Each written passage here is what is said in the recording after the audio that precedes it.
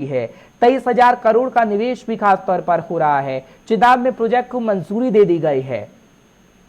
जी जी जी, देखिए बात ऐसी है, करंट सिचुएशन जो है इस वक्त बिजली की वो बहुत खराब है।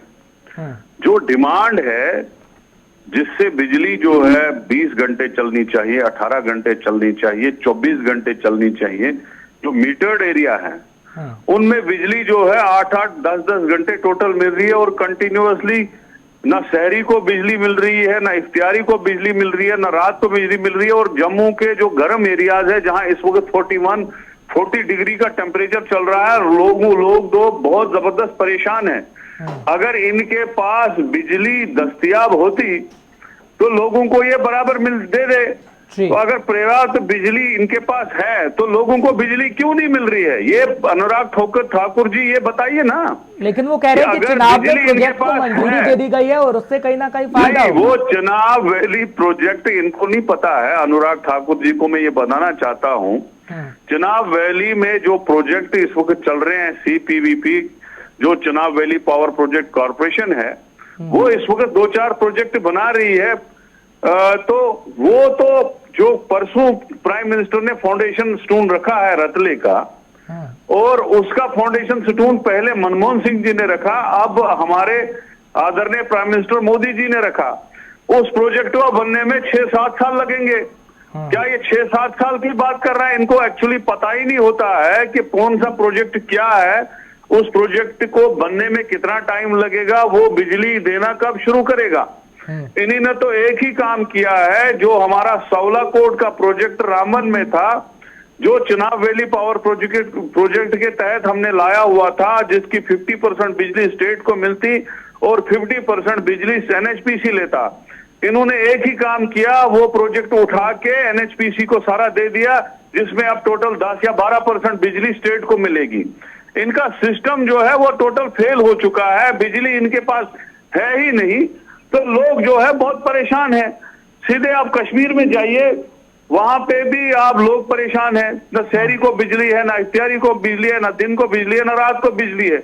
वही हालात जम्मू में है, वही हालात हमारे चुनाव में अनुराग ठाकुर साहब ये भी कह रहे हैं कि 23,000 करोड़ का निवेश खासतौर पर हुआ है बिजली के अंदर, जिसका सीधा सीधा फायदा लोगों को मिलेगा। 23,000 करोड़, देखिए वो ये ऑनगोइंग प्रोजेक्ट्स होते हैं, ये उनका निवेश नहीं है। Chenab valley power project corporation जो है, जब मैं मिनिस्टर ऑफ स्टेट था पावर का, उमर अब्दुल्ला साहब CM थे और सेंटर में कांग्रेस की सरकार थी, मनमोहन सिंह जी प्राइम मिनिस्टर थे, तब ये प्रोजेक्ट जो है इनका टेंडरिंग प्रोसेस जो है, एनवायरमेंटल क्लियरेंस जो है, बाकी क्लियरेंस सारी हो चुकी थी। ऑनगोइंग प्रोजेक्ट ये हमने शुरू किया है।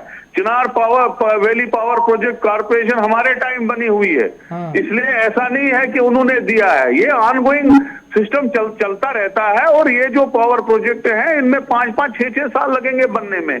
अनुराग ठाकुर जी को मैं ये कहूंगा, जो इस वक्त सिचुएशन है, जो आपकी डिमांड है, जो आपका कोल खत्म हो चुका है, जो आपके पास बिजली नहीं है ऑल इंडिया लेवल पे, आपको पावर क्राइसिस महाराष्ट्र में है, हरियाणा में है, पंजाब में है, यूपी में, दिल्ली में है, हिमाचल में है, JNK में, हर जगह आपको पावर क्राइसिस है। तो आप कौन सी बात कर रहे हो? आप इस वक्त की बात बताओ ना। वो जो रतले प्रोजेक्ट जो PM ने फाउंडेशन डाला है, वो तो 5-6 साल के बाद तैयार होगा। कावर का प्रोजेक्ट है, कीरू का प्रोजेक्ट है, ये सारे प्रोजेक्ट जो है 5-6 साल के बाद तैयार होंगे।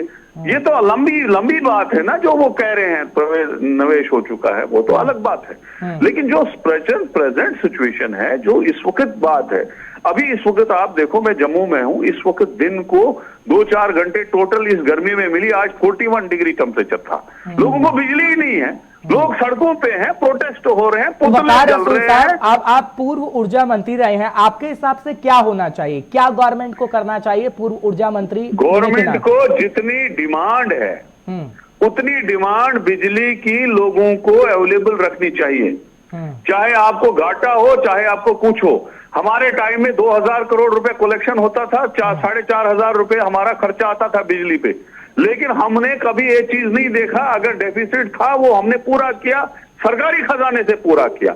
इनको भी सरकारी खजाने से डिफिसिट पूरा करके लोगों को घर घर बिजली पहुंचानी चाहिए, चाहे वो 24 घंटे हो, चाहे वो 20 घंटे हो। लोगों को बिजली नहीं मिल रही है, लोग बहुत परेशान हैं। कश्मीर के लोग परेशान है, शहरी में अंधेरा होता है बेचारों को। जम्मू में गर्मी में हालात खराब, न शहरी में बिजली, न इफ्तियारी में बिजली, न रात को बिजली। जो बिजली की क्राइसिस है उसको गवर्नर एडमिनिस्ट्रेशन जो है, यूटी की एडमिनिस्ट्रेशन जो है, सेंट्रल गवर्नमेंट जो है, क्योंकि ये स्टेट जो है अब सेंटर ही चला रही है, होम मिनिस्ट्री को सोचना चाहे और इमीडिएटली इस क्राइसिस को खत्म करना चाहिए। तो आपका कहने का आने का मतलब ये है सीधा साधा कि जो ये प्रोजेक्ट की बात कर रहे हैं वो तो मनमोहन सरकार की बात है, ये लंबी चौड़ी बात है, ये बात घुमाने की बात है, ये लोगों को बेवकूफ बनाने की बात है। क्योंकि एक पावर प्रोजेक्ट को लगता है 6, 7, 8 साल बनने में। आप खुद ही बताओ, जिस रतले प्रोजेक्ट को प्राइम मिनिस्टर ने फाउंडेशन डाला, अभी काम ही नहीं शुरू हुआ है।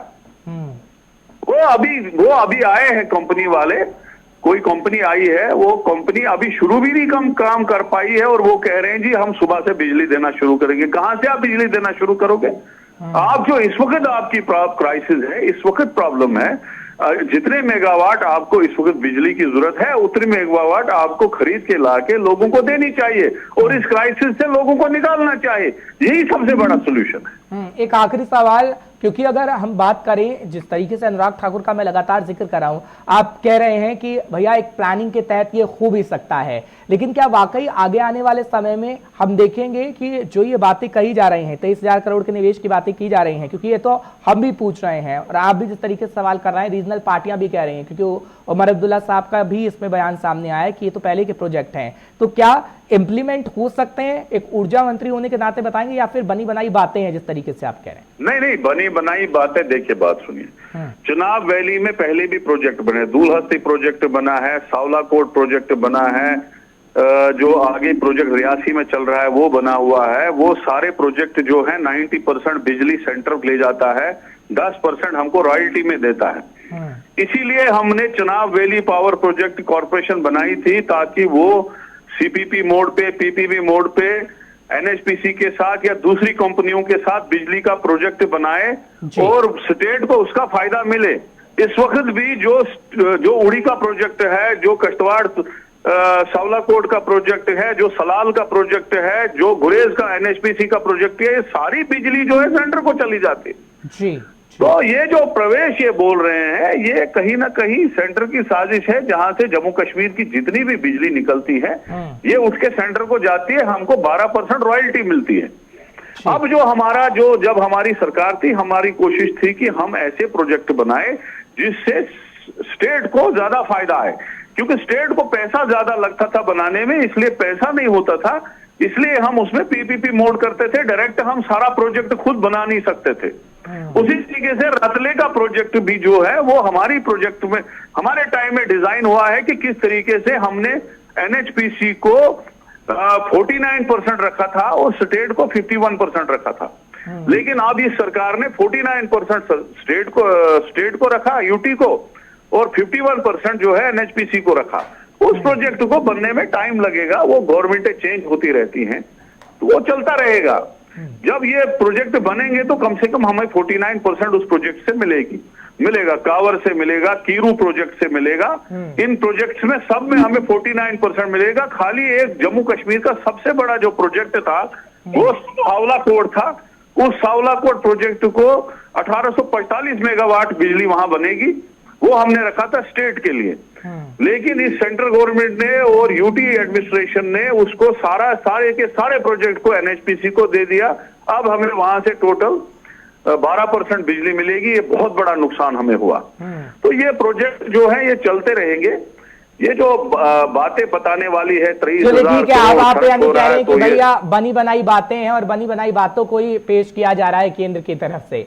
चलिए ठीक है, वकार रसूल साहब, बहुत बहुत शुक्रिया आपका आने के लिए, समय देने के लिए। एक बार फिर से आभार आपका। फिलहाल पूर्व ऊर्जा मंत्री की तरफ से कहा जा रहा था कि बनी बनाई बातें हैं और इन बनी बनाई बातों से कुछ नहीं होगा, काम करना होगा और इन बनी बनाई बातों को एक साइड में रखना होगा, क्योंकि बिजली का संकट जम्मू कश्मीर के अंदर है। फिलहाल पूर्व मंत्री की तरफ से कहा जा रहा था, ऊर्जा मंत्री थे, उनसे हमारी खास बातचीत हो रही थी, लेकिन सरकार ये कहती है कि हमने प्रोजेक्ट लगाया और उसमें निवेश भी खास तौर पर आ रहा है। लेकिन उमर अब्दुल्ला साहब को अब सुनवाने का वक्त आ गया है। क्योंकि उमर अब्दुल्ला साहब भी आज बिजली संकट पर बोले हैं और उमर अब्दुल्ला साहब सिर्फ यहीं तक नहीं रुके हैं, राजनीति को लेकर भी बोले उमर अब्दुल्ला साहब, केंद्र पर कटाक्ष भी किया गया उमर अब्दुल्ला साहब की तरफ से, पीएचडी को भी लेकर बोला गया है, अगर आगे आने वाले समय में चुनाव होते हैं तो उसको लेकर भी बोला गया है। उसके लिए आप देखिए खास तौर पर जब बातचीत गुलिस्तान न्यूज के संवाददाता की तरफ से की गई तो क्या कुछ उमर अब्दुल्ला साहब कहते हैं, सुने सर।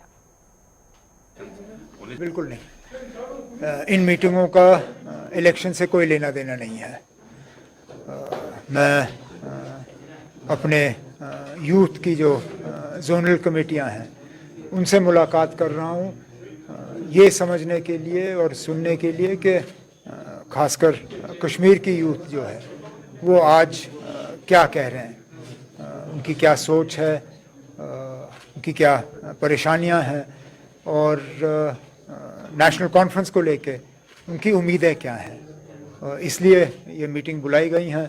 इनसे तंजीम में एक मजबूती आ जाती है, लेकिन इनको इलेक्शन के इसमें मत देखें, इनका इलेक्शन से कोई लेना देना नहीं है।